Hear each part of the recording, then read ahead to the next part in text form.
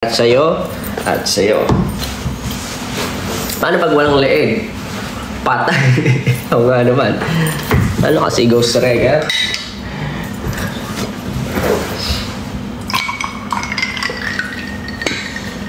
Sobrang happy lang ako sa outcome na itong album na to. Kasi,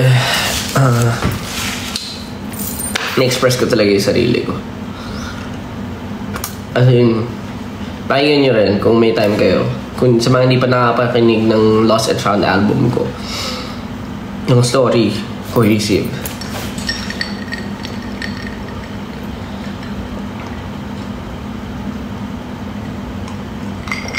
Mabilis ko siya na isulat. Pero at the same time, mahirap for me. Kasi naging vulnerable nga ako. And, panigurado, umiiyak na naman yung mga hindi naniniwala sa akin. Kung ako sa inyo, iiyak nyo pa mga par. Hindi, peace tayo. Finger heart sila sa akin lagi.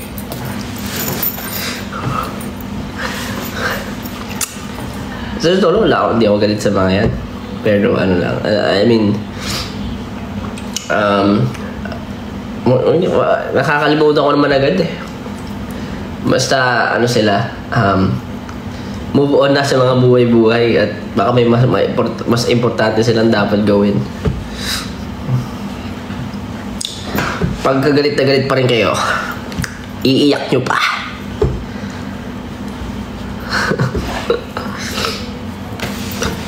Mas anuhin nyo pa. Kasi alam nyo sayang oras nyo. Yun lang masasabi ko, mas as your enemy, a friendly advice or an enemy advice. Kung gano'n ang tingin nyo sa akin, kasi hindi naman gano'n tingin ko sa inyo, mas marami kayong bagay na pwedeng ilaan sa sarili nyo, sa mga loved ones nyo, at sa mga sinusuportahan nyo, or sa mga kaibigan nyo, di ba? Huwag nyo nang sayangin pa sa akin. At ano lang yan, kumbaga, pare-pareho naman tayo nag-strive. And pare-pareho naman tayo siguro na may goal sa buhay. Eh, pag ganyan kayo ng ganyan, mauuna lang ako lagi. Diba? Tsaka, don't worry guys. I don't hate you. Finger heart kayo. Pero totoo yun. I don't hate them. Baka minsan mali lang din yung ano nila, yung paniniwala, yung nag-design kung paano sila ganyan mag-isip ngayon.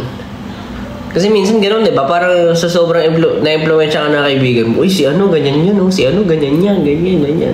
Ikaw mismo, ay, gano'n, ganito pala siya, ganun pala siya. Parang na-design na yung utak mo. For me, better to, syempre, maging, mas mag-fact check kayo, mas maging, magkaroon kayo ng independent thinking at critical thinking, yun. Dami kong pinaglalaban, guys. Uso kasi ngayon yung pambabash eh, no? Ata siya eh. Trend ata talaga to eh. Mas masaya ba ang buhay pag nag-aaway-aaway? Yun ba yung ngayon? Kung kasi yung daanin na lang natin sa paganda, may mag-rap, tapos kuwari basher man siya, tapos daanin niya sa rap, no? Parang si Drake tsaka si Kendrick, ayun, masayang laban. Daanin natin sa creativity, tapos magbangayan tayo through rap. Kaya tingnan mo, pag nagsasalita ako, ang dami nagagalit agad. Pag sumusulot ako ng lyrics, ang dami nagagalit kapag ganun yung topic. Pag medyo intriguing, sorry guys, ko yun eh. Niche ko yun, kumbaga. Yun yung niche ko.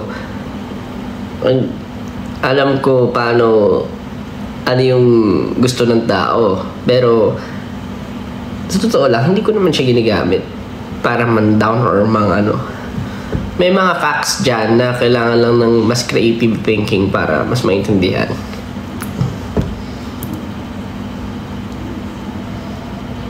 Kaya huwag kayong magalit pag nagsasalita na ako kasi lahat yan merong may mas makakapag-interpret na maayos.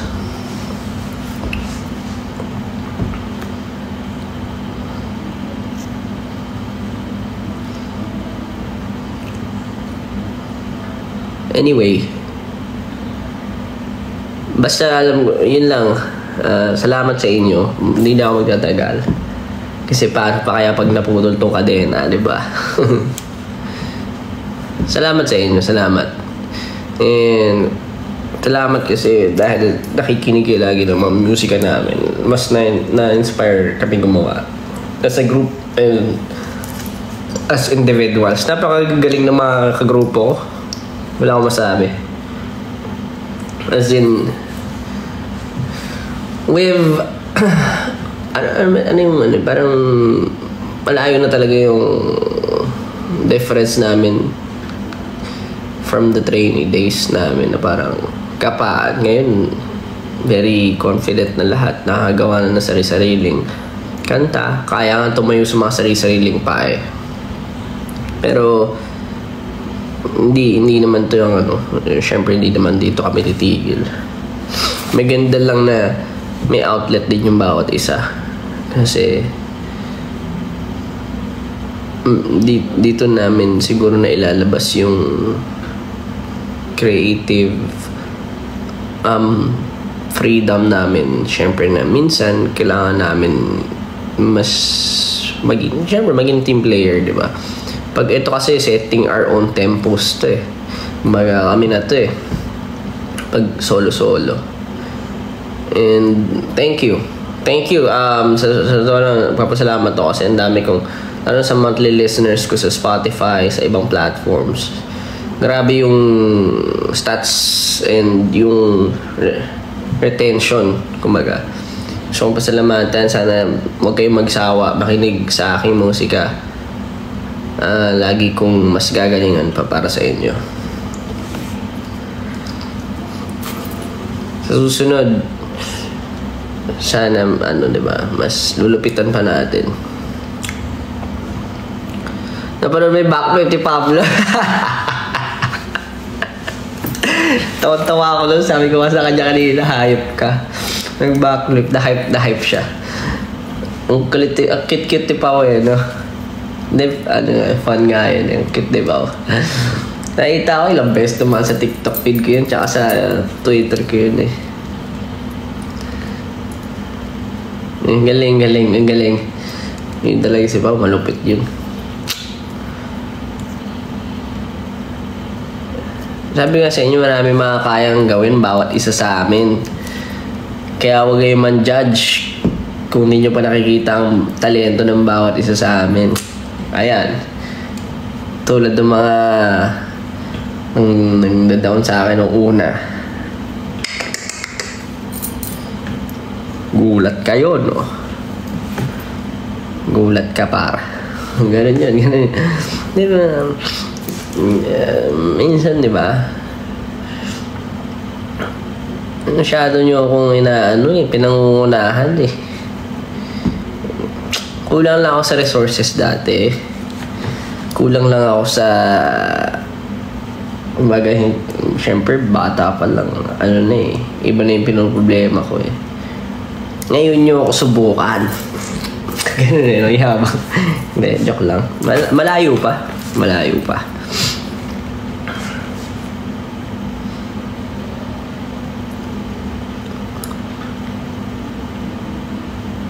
Pero thank you. Kung basta kahit ayaw nyo sa akin, kung pinakikinggan nyo yung songs ko, okay na ako. Masaya na ako. Bati na tayo. Finger heart na. Hirap din pag maraming kaaway. Parang ganun.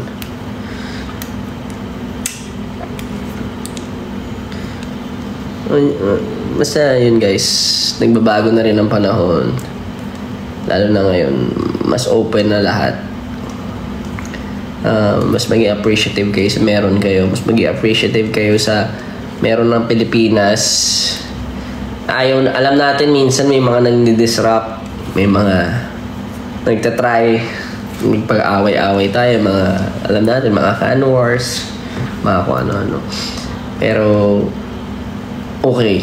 It's okay to address the wrong things. Pero, don't hate siguro yung mga tao na wala namang kasalanan. Yun lang. Pero yung mga, like for example, good example is akin na, Bini, yan. Napapansin ko kasi madalas may issues, ganun. Pero sa totoo lang, kahit sila ayaw din nila ng ganyan, ayaw din nila na ma-away-away. Kasi, syempre nagkakasama-sama rin kami na sa isang industry eh. So, kung may nanonood din na fans ng Bini, alam nyo, and 18, syempre, chill lang tayo. Let's have a friendly competition. Pero kung hindi nyo naman sila trip, hindi ko na naman kayo pipilitin. Sa akin yun, nirespeto ko yung mga trip nyo. At respetuhin ko kayo palagi. Basta respetuhin nyo rin kami. Yan. Entiendes? Entiendes. Yeah. Kung ano yung gusto nyo, supportahan taka. Diba? Kung ano yung mas gusto nyo, okay, dun tayo. Kung ano yung masilig nating musika, ano yung masilig nyong genre, ano yung masilig nyong gawin, ano yung masilig nyong supportahan. Syempre, walang pilitan. Doon tayo sa mas natural.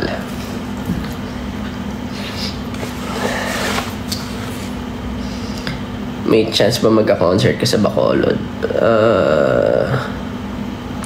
Hindi ko pa masabi lahat guys, pero pag mayroong opportunity, sana payagan ng time, ng ano. Mahirap din kasi yung ginagawa namin, honestly. And I think okay din to ngayon na nakapag-regain kami ng mga, or mas naging kami sa mga houses namin, diba? Yung mga sarili naming fandom. Especially for me, sa BBQs ko, and sa mga nasa Discord, sa Night Stalkers, at sa Hub. Ayun. Ano kayo? Kung hindi pa kayo member ng Hub ko, sa Facebook, punta kayo sa Facebook page ko. Baka malito kayo sa Facebook profile ko sa page. Magkaiba yung page ko. Yung page ko hindi verified. So, punta kayo doon. Meron doon subscription button siguro. Subscribe kayo and maraming perks doon. Magugulat kayo kung ano yung mga perks doon. Hindi ko na sasabihin. Pero, ayun, isa na yun sa mga binibigay ko. And then, basta naglalaro ka din ba ng PUBG? Hindi tayo naglalaro ng PUBG sa mobile eh.